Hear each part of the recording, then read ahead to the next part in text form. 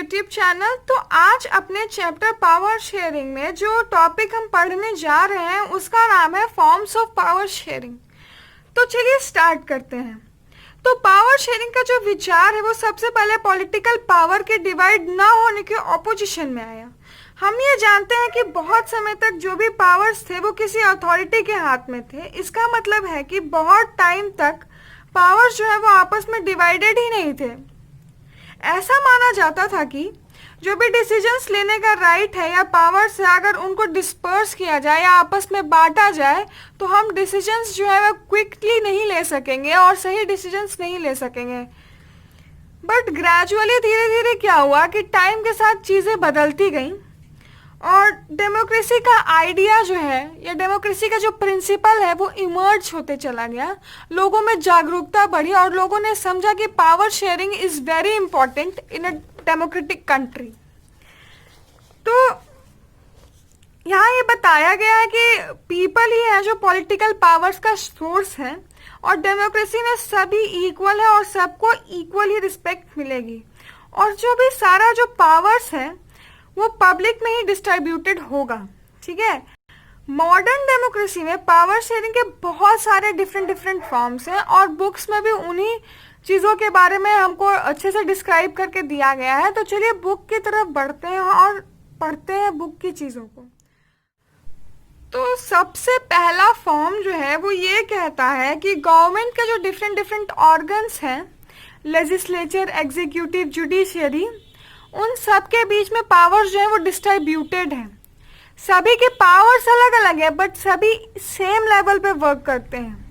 Same level पे work करने का मतलब ये है कि पावर्स डिफरेंट होने के बावजूद भी वो कोई भी जो है वो अनलिमिटेड पावर इंजॉय नहीं कर सकता या अनलिमिटेड पावर एक्सरसाइज नहीं कर सकता।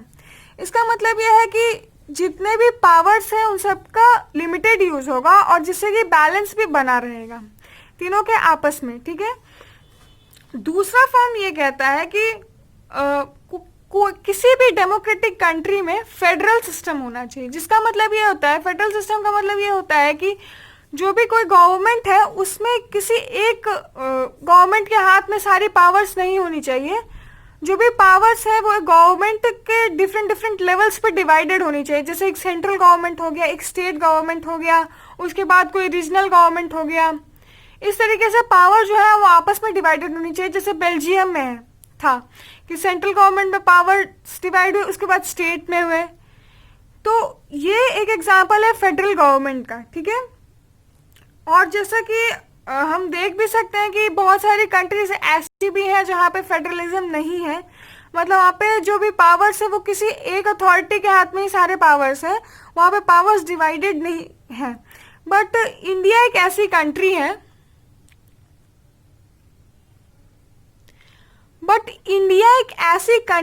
जहाँ पे कि पावर्स जो है वो डिफरेंट लेवल्स पे डिवाइड किए गए हैं। जैसे कि एक सेंट्रल गवर्नमेंट है, फिर स्टेट गवर्नमेंट है, फिर पंचायत है। ऐसे ऐसे डिफरेंट टायर्स में जो है वो पावर्स को डिवाइड करा गया है।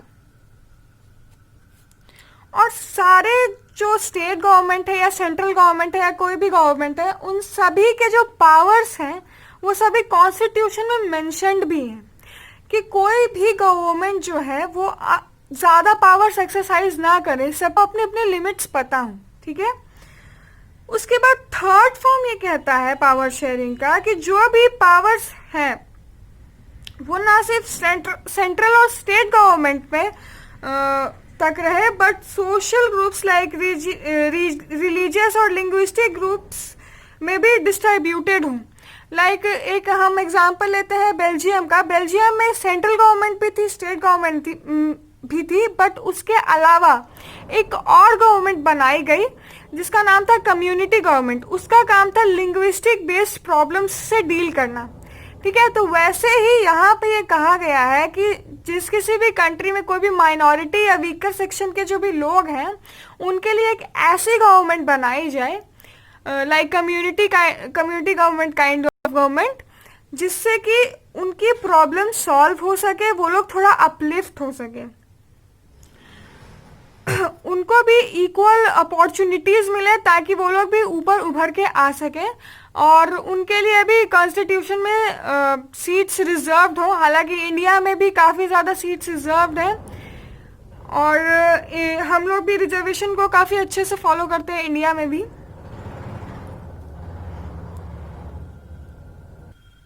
माइनॉरिटीज़ को अपलिफ्ट करने के लिए, उनको इक्वल अपॉर्चुनिटीज़ देने के लिए, ठीक है। तो इसके बाद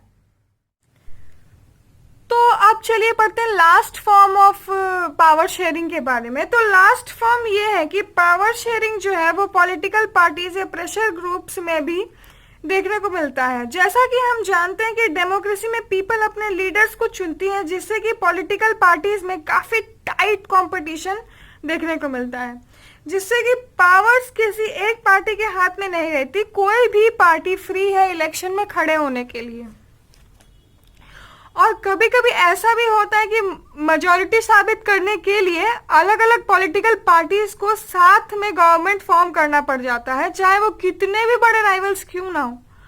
और इसी टाइप की गवर्नमेंट को हम कोalition गवर्नमेंट कहते हैं।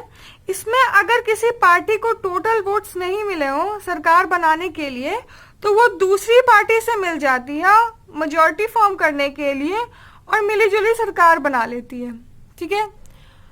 तो हमारे पावर शेयरिंग का ये लास्ट वीडियो था। हमने पावर शेयरिंग के सारे फॉर्म्स को इस वीडियो में डिस्कस किया। तो प्लीज़ अगर आपने मेरे पहले वीडियोस नहीं देखे हैं पावर शेयरिंग के, तो प्लीज़ जाकर देखिए और सीखिए, समझिए पावर शेयरिंग के बारे में। Thank you very much.